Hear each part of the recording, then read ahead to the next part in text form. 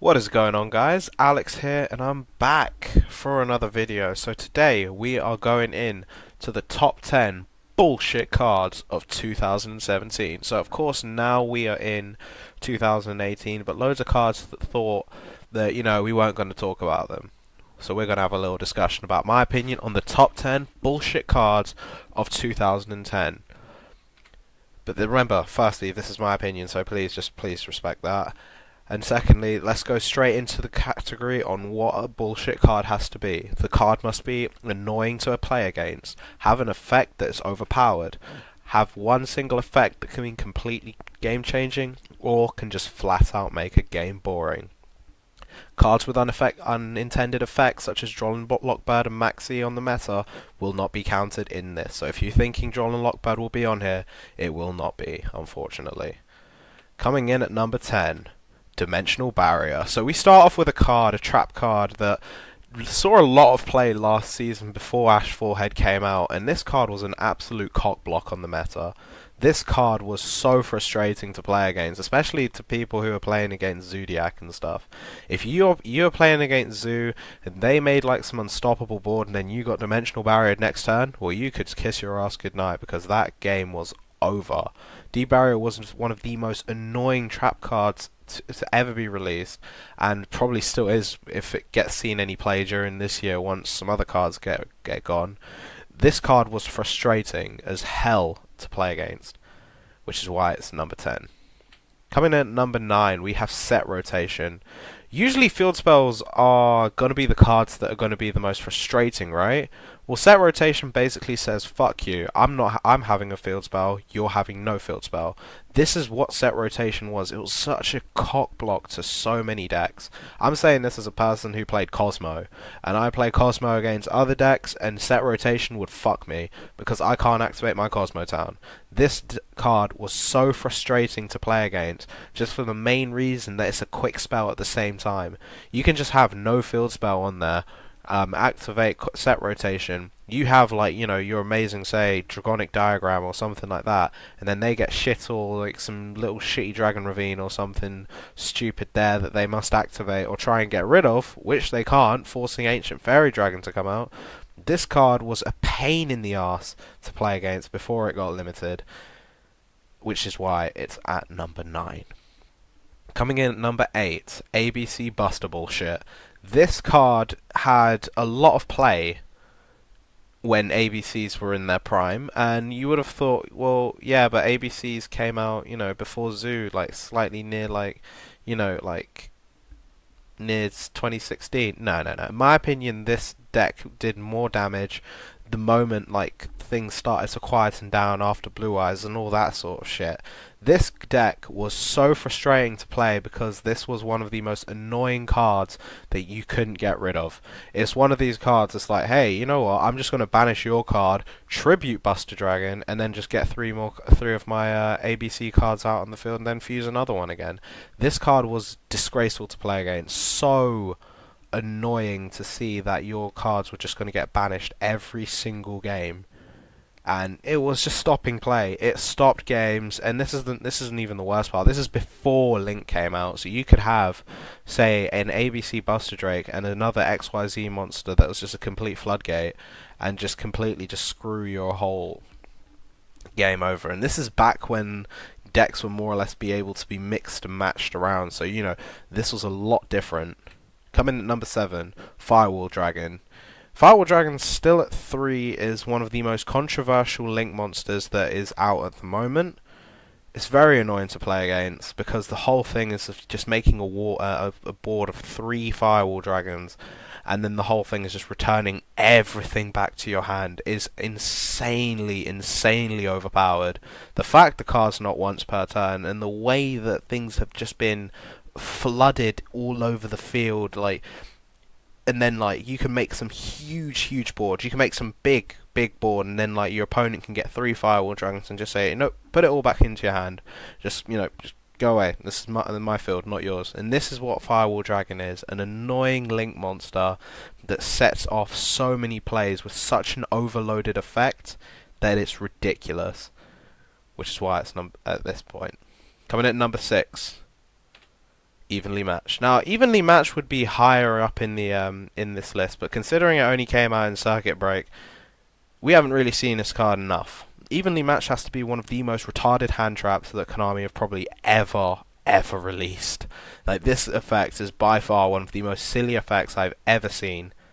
Like, the way that you basically punish your opponent for going for like some awesome, like, you know, field, like, you know, I could have a field filled with, like, you know, oh wow, I got like my Crystal Wing, my Cyframe Lord Omega, I got my everything.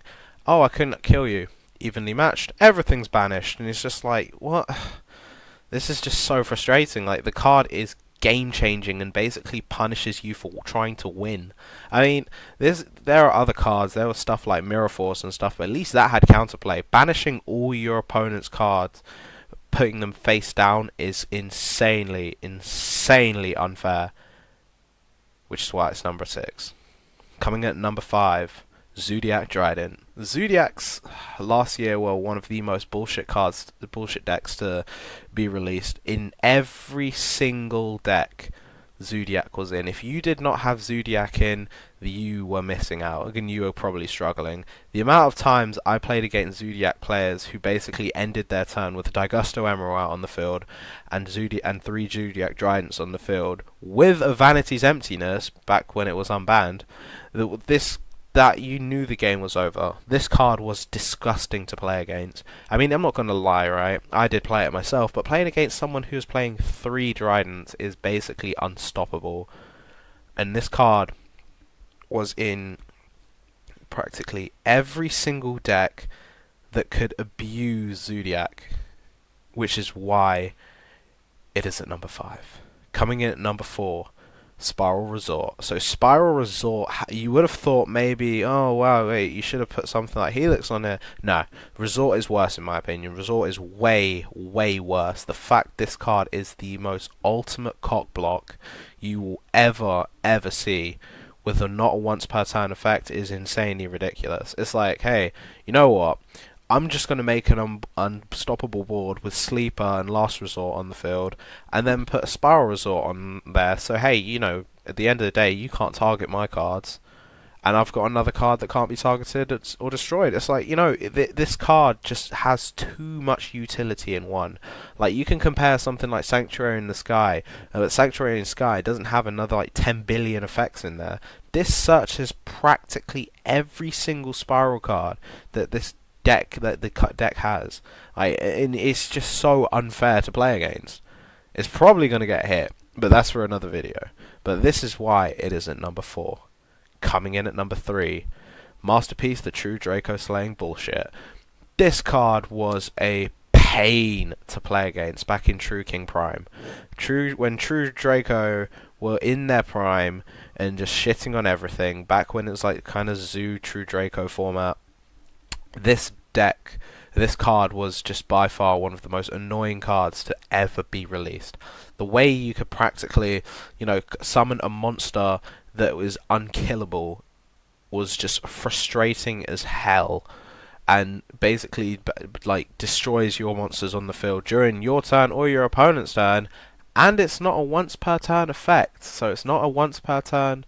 You can only activate the effect of Masterpiece, the True Draco. So if you had 2 Masterpieces on the field, you can be destroying 2 cards. And not only that, but if you tribute, say, a monster, a continuous spell, and a continuous trap to summon this card, you are basically making an invincible monster that can only be kaiju'd. That is disgusting. Which is why it's number 3. Coming in at number 2, Trickstar Reincarnation. This card is frustrating. I don't actually know if I have to say much about this card. The way you can basically have like the most amazing hand, you can say, whoa, you know, I got like a Soul Charge, I got all these cards that could actually make me win the game. Trickstar Reincarnation, well, like what Lil Uzi says, push me to the edge, all my cards are dead now. That's basically what he's gonna say now instead, if it's a Yu-Gi-Oh version. Like that, this card is the ultimate cock block, and the fact that in a way it is generic. Like the whole thing with like Trickstar Reincarnation is just the way you're able to, you know, banish your opponent's hand and then just like do so much. Like, you could put this card without even having any trickstar monsters in your deck and just say, you know what, no, I don't want my opponent to have a good hand. No, I'm just going to get rid of everything. Imagine just playing a stun deck and having 3 trickstar. You know, I'm not going to say much because I don't want to get anyone's like any plans on making like a stun deck with this bullshit card in it. No, this is the reason why I don't like Trickstar Reincarnation. The effect is not once per turn, easily goes off withdrawal and lockbird, which basically means, oh no drawing for you. But it has a second effect and is not once per turn. This card is at number 2 for a reason, and will probably just hopefully get hit. Anyway, let's go on to, I have 2 honourable mentions.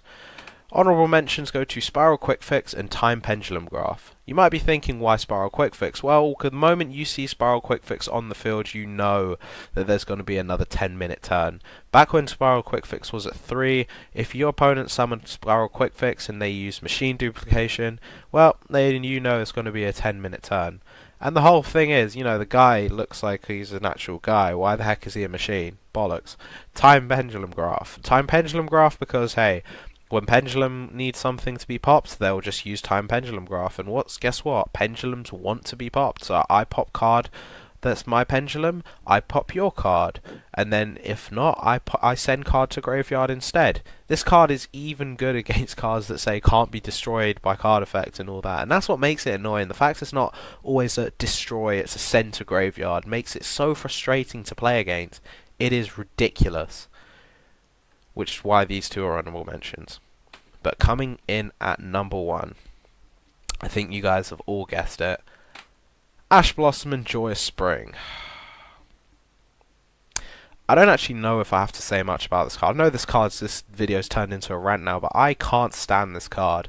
This card has to be the most annoying bullshit card that Konami has probably released in God knows how long. I mean, I've been playing Yu-Gi-Oh since like I was a little kid and started playing properly. Went in 2009, but I have seen so many cards banned and like come off. I've seen like all the shit, and I've never seen a hand trap with so much effects packed into it.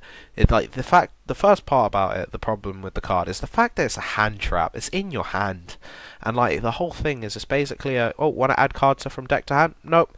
Want to special summon from deck? Nope. Want to send card from deck to grave? No. I don't know what I have to say. Like, this card just stops plays so well. You think you have a great hand, activate terraforming. Can I try and add my draconic diagram? Ash Blossom. Can I send a card to my graveyard using Foolish Burial? Ash Blossom. Can I do anything? Ash Blossom. This card has even stopped Max C being main decked. Is that even right? And people say Max C is overpowered. This card is the problem. This card is so frustrating to play against, which is why it is at number 1.